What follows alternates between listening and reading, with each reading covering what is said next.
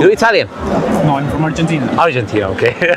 I can speak a bit of Italian because I live Okay. there, but no, I'm Argentine. But I wanted to tell you that I watched a few of your videos. Okay. I found them really interesting. So Okay. Now I'm visiting London and I saw you, so okay, I will try to. So, are you religious yourself? Do you believe in a creator? Believe in a higher power? Believe in something out there? No, I don't. Okay. I don't.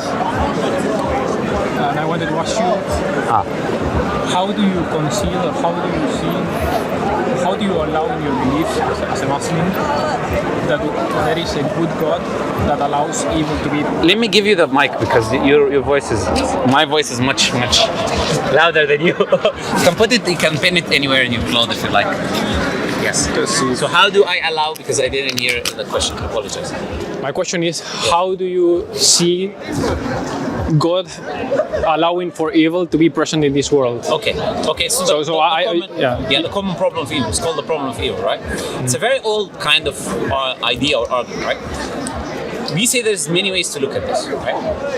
One way, for example, for me to tell you is the evil or the pain that you feel through your life gives you knowledge and experience.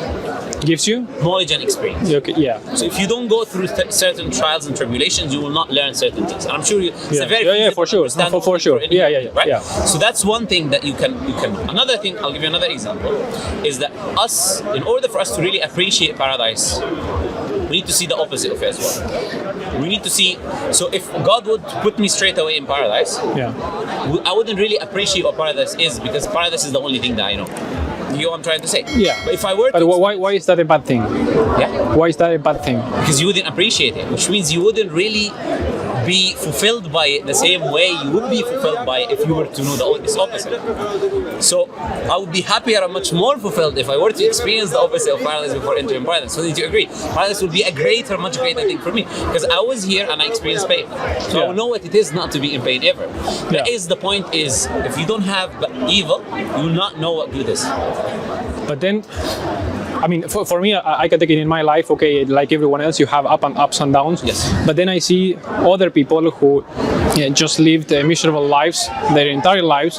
Let's not put any examples, but maybe there was... They don't go through suffering? Huh? They don't go through suffering? Is that what you're saying? No, they went their entire lives suffering. I don't know, there are many cases of this, and they didn't see not even one spark in their human lives here in this planet. I disagree. I think the happiest people today are people who has the least amount of materialistic needs. I think that today, if you were to go, in the West today, it is the highest level of depressions ever. Highest levels of depression. People are taking pills, they don't know their own gender, they don't know if you're a man. People are confused. Go to Africa, in a village. Look at how happy the people are. You will see the true level of happiness there. Least amount of materialism, least amount of technology and this and that. They live an actual life, interaction with human beings, eating from the natural food that Allah has given them, the water and all of that. They are the happiest people in there. So, I mean, in general, you can say that, yes. But then you see, I don't know, let's say, I'm probably, for sure, you are very close to the Palestinian people, or if you go to North Korea, or you say like, okay, these people, they are, I mean, most of these people become atheists, or do they believe more in God? They believe in more in God. Why? Well, if you ask me, that's because their entire lives were pretty bad, and the only way for them to live with this is to say, okay, there has to be something beyond this, because if not, it's... why don't they say what you're trying to say? Sorry, not what you're trying to say, the argument is usually being made. Why don't they say, okay, there's all this stuff, it's impossible for God to know that I'm a Muslim, and then let me suffer this way? Why don't this is the more rational thing? Also, yeah. So what I'm saying is, because they know clearly stipulated in the Quran, this life is a test. This life is a? Sorry? This life is a? What did you say? A test. A test. A test, okay. Right? So in order for me to be tested, I have to experience good and bad. It cannot be a test unless you experience both. Like, for example, in order for a person to be able to choose between two things, there has to be a choice of good and bad. So the person that, let's say, murders another person, if Allah were to stop him from murdering, not allow him to murder at all, Allah cannot test that person without allowing him to do evil to begin with. So there has to exist evil in the world if this life is a test. But what people do is they take away the idea of the afterlife. Those people know that because they know in the afterlife they will be recompensated for what is happening. They know if they were to reject God, knowing deep down that there has to be a creator, all what's going to happen is they suffer in this life, they'll also suffer in the afterlife. Yeah. So they know there is a creator, and they know there will be a compensation for this, whatever happened to them in this life, there will be a compensation in the afterlife. Because they know Islam is the truth, and that's why they become. I mean, I think that's what they hope. I mean, for me, because again, it's like. No, we can prove it. You know, that's it. How you can prove it? We can show the Quran and Islam is the truth, right? So it's not like we just believe that Quran and Islam is the truth. No, there are evidences that shows that Islam and Quran is the truth. Like you think I'm gonna be? You've seen my videos, right? You said a few videos, yeah, right. But yeah. Would you say I'm a rational human being? Yeah, for sure, and that's why I approach because sure. you are. Yeah. So if I'm a rational human being, do you think I'm going to be doing everything I'm doing with evidences that this is the truth? Just think about it for a second. You know? If I do not have evidences, rational, logical evidences that this is from God, I know for certain it is. Would I be standing here in this weather? I don't know. It's minus 4 degrees today. Okay, but I'm standing in this weather and then talking to you about this. I'll be home, man. There's a heat. Yeah, but okay, what do you find as logical and evidence? Yes. Maybe, I think that there is a small. This is an important thing. Let's go there. Let's go to this idea of God and evidence, right? Okay. Look, first, let's talk about the existence of the Creator. Okay. Do you believe something can come from nothing? Nothing is the absence of everything. Energy, matter, space, quanta, everything. Yeah, this is a deep question. I think it's a simple question. Look, if there is no energy, matter, space, quanta, agency, how can ever anything come arise? Yeah, I agree on that. Yeah, let's say, okay, I agree with you that it. So that means there was always something, because nothing never existed, and that always something is not the universe, because we know the universe has a starting point. Yeah, well, for me, trying to picture that in a logical way, I think it's very hard because, time and space were not as they are now. Time and space as we know them. Exactly. So it's very hard for me to imagine that, since they were very different from where we are. I can make it easier for you. Yeah. So, by the way, we believe that there's different concepts of time, right? But let's take a basic definition, even though that's not my always definition of time. But let's take a basic definition. Let's say time is the measurement of change. Time is the measurement of change. If there is no change, there is no time. Okay, let's go with that. I'm not sure if that's the exact. That's a common definition, because think about it. If nothing ever moves or nothing ever happens, is time happening? When we say time stopped in movies and this and that, what happens is they stop everything. Yeah. There's no more change. Yeah, but you can have no change somewhere and still time passing by. No, but there is change somewhere. Okay, yeah, somewhere. Yeah, okay. I'm saying if there is no change at all of anything, then it is a measurement of change. We even measure it with the sun. Okay, yeah. This change taking place, right? Okay, that's a common definition, and it is relative. Makes sense. This is also relative. That's another thing. Which means if you're in a different place, you can experience time differently because the change is different, right? Yeah. Could be different change there, right? If you go to different planets. Indeed. Yeah. Okay. So we're saying if time is the measurement of change, we are saying the changes that we can know stops at the beginning of the universe. But there has to be another change before the beginning of the universe for that energy and matter to come into existence to begin with.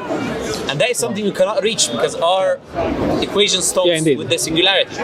Indeed, I think there we cannot reach, or we don't have the tools, or maybe I think one of my arguments is that maybe we are just limited. Our brains, because of our biology and our brains and our capacity, it's just not possible for us to answer all of these questions. No. I think that's a cop-out. Some people do. That's my honest. That's a what? It's you know what a cop-out is? Cop-out is a way to ignore the answer. It's not to give an answer, right? Yeah. I think some people do that. I will say to you, look, using common sense, which you use to say that you cannot have something from nothing. Yeah. We are saying the universe, if we know it has a starting point, right? Yeah. And it cannot come from nothing. It has to come by something. Okay. So I cannot say we cannot know that we know it. Okay. Well, it has to come from something. Okay. If the universe has to come from something, what are the necessary attributes for that thing to have to bring the universe into existence? What? Think with me, right? First thing we say, that thing is not bound by time and space as we know it, because it created time. Yeah, it has to be above the laws of physics. We already agreed it has to be eternal anyways, right? So that thing has to be eternal, right? Eternal, okay. And that thing. But if there was no time before, what is the meaning of eternal? No beginning, no end. Always existing. But there was no time, so how do you define the beginning and end? That's why I'm saying there's no beginning or end. It's always there. Okay. So that's the definition of eternal, right? So saying that thing was eternal. eternal. Because we said we cannot ever have nothing, which means there has to be, by definition, something that's always been there, right? And we use time as a concept to explain this idea that something is always there, right?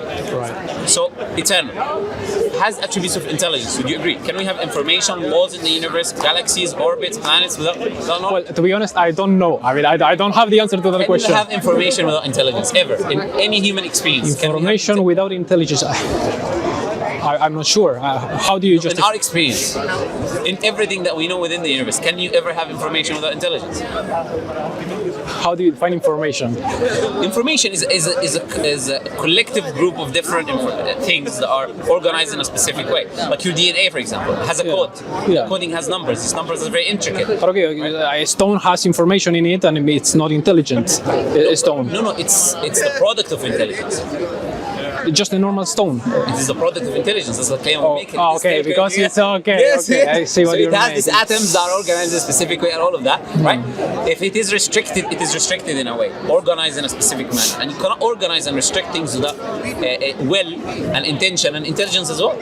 Yeah. So it has will, has to have will, has to have intelligence, has to have power and energy, because everything in the universe has atoms. If you split an atom, you have a nuclear explosion. So much energy and power, what we call power, can even comprehend, right? So something that is eternal, has a will, and brings rise to the universe, right?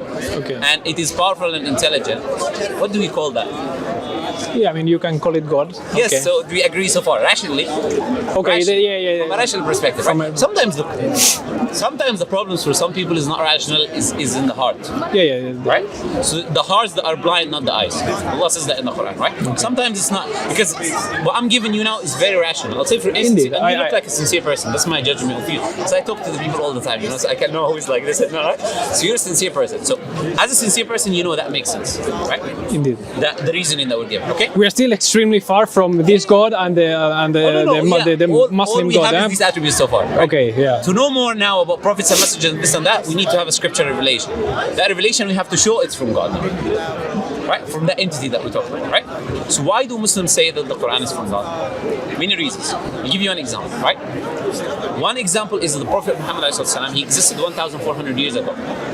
At that time, they had certain knowledge, certain information, right? They had certain view of the world. They didn't have technology. There's no cars. There's no telescopes. I want you to put yourself in that position. Yeah. And Prophet Muhammad could not read or write as well, right? So put yourself in that position. Deserts of Arabia, couldn't read or write, no technology, nothing, right? And then Prophet Muhammad talks about the future, and everything he says happens the way he says it. He says it. Now, he's a criteria. The criteria is he makes multiple predictions, tens. They are before the event. The predictions are not self-fulfilling. It doesn't say the book is going to fall and he drops the book, right? And it is clear predictions. Okay. Clear and specific, not just vague information like Nostradamus and this nonsense that he used to say, right? But actually clear things. Yeah. Okay?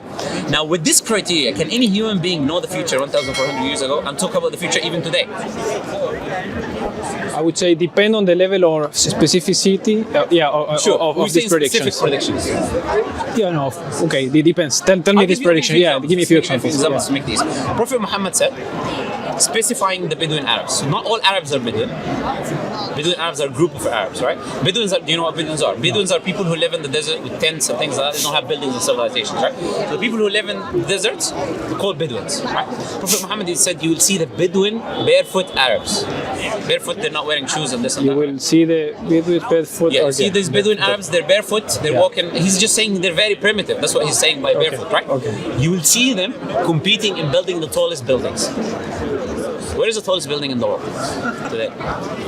And the Arabs, in Dubai or Burj Khalifa in Dubai. Khalifa. Do you know 50 years ago Dubai was a complete desert?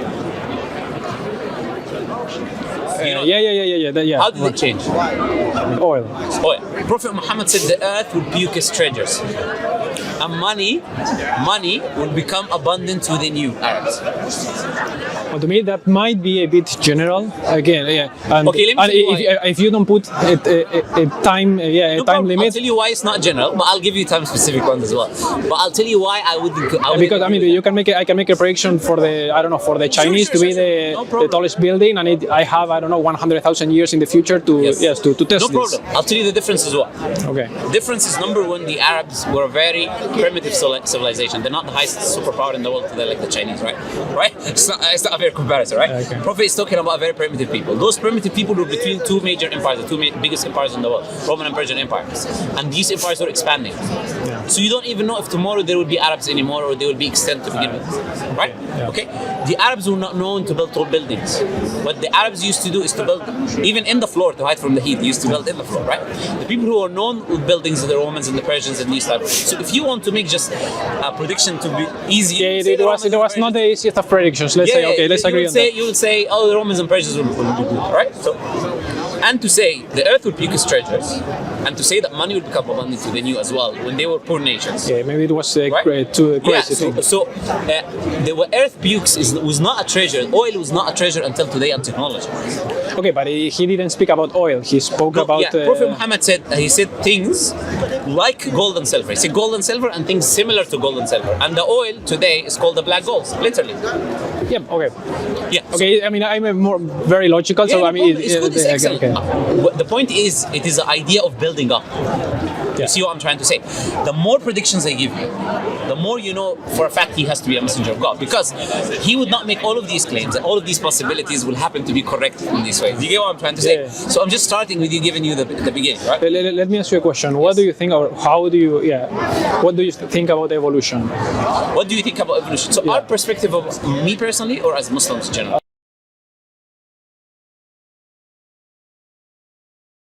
قال يا عشيرتي جميعكم حتى ابنتي لأغني عنكم فاعبدوا إلهكم ووحدوا. إذا أعجبك الفيديو لا تنسى الإعجاب والتعليق، ولكي يصلك كل جديد اشترك الآن.